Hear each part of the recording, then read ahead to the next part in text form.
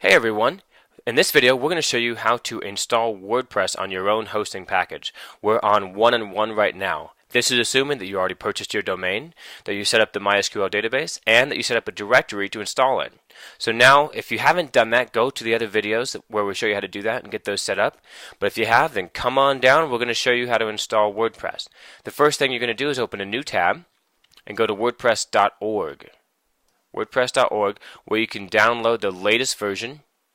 Right now we're on 3.3.2. And I already have that in my downloads folder, so we're going to come back over to 1.1 and go to Web Space Explorer. Go ahead and scroll down to the folder that you just created, the directory that you created where you're going to install your website. Click on the Upload button. Click on Choose File. And grab your latest WordPress zip. Notice we're uploading the zip file.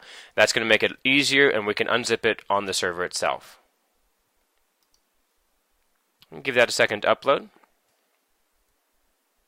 Okay, now that you've got WordPress installed in your folder here, go ahead and click on it, and then click on the button up here that is the Unzip button. And we're going to unzip it right into the same folder. And you see there, it's unarchived your WordPress install. Here, for the first time, you are seeing the contents of your WordPress website. So now what we're going to do is open up a new tab. Just if I go to lovejot.com, you're going to get a forbidden error. But if we go to lovejot.com and see the folder stream, we've got lovejot, and it's in WordPress. And we're actually going to go to wp-activate.php. So /word.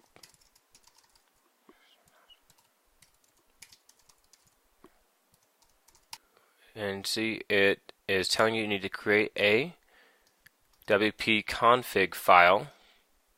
Let's go look in Explorer here. And see the wp-config file sample.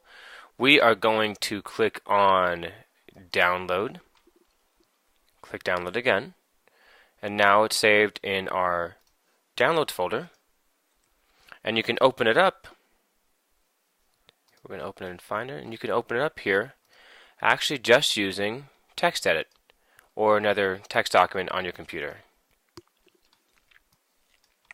Notice here it looks like a lot of gobbledygook, but it's not. It's actually something that's really easy to get into. Scroll down here, MySQL settings, the name of the database for WordPress, and we have that right here from creating the database earlier.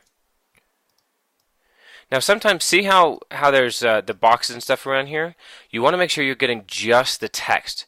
One way to do that is to, in your text editor, make sure that the format is just plain text. If you're using TextEdit on Mac, then you just come up here and under format and make plain text. If it's a notepad on Windows, then make sure it's just plain text. Convert the document, OK. There. Now, database name, we can copy that and paste that right here. Database username, and there's the username, copy, paste that right here. MySQL database password. Let's go grab the password there and paste. MySQL host name. Come back up here, host name. See, all the words should make plenty of sense once you see that. Just find the host name and then find it on your notes. Then you don't have to touch anything else. Everything should be fine. So you're going to click Save and close it. Then we're going to change this here to remove sample. So wp-config. And we're going to upload it right back up to your file here. So click on the Upload button. Choose File. wp-config. Open. Click OK. Takes just a second to upload, and you see it sitting there right there. So now, when we go back to the tab where we were trying to install it, let's refresh. You're going to go to your website, your domain, and it's going to point you right to the install process here. Site title here, we're going to call this LoveJot. Now I suggest changing your username right away to something other than admin. That makes your site a bit more secure. You can even make it something simple like admin1. as long as it's not the main default admin, because too many people leave that the same. Now you're going to want to do a password and just remember it. So we're going to put it on this notepad that we've been using for the database, and I'm going to do a different password than I have on the database, always using numbers, letters together. And for an email, we'll just do uncheck that. Click Install WordPress.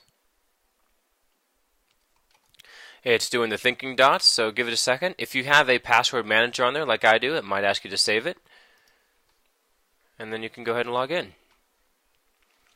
The login for any WordPress install is at your domain -wp-login.php, unless of course you've changed it otherwise. If we go actually to just the domain itself in a new tab, you can see our site is up and running officially. Or you can log in here using the username and password that you just created. And now you're in the dashboard here. Your first look at the dashboard of your WordPress install.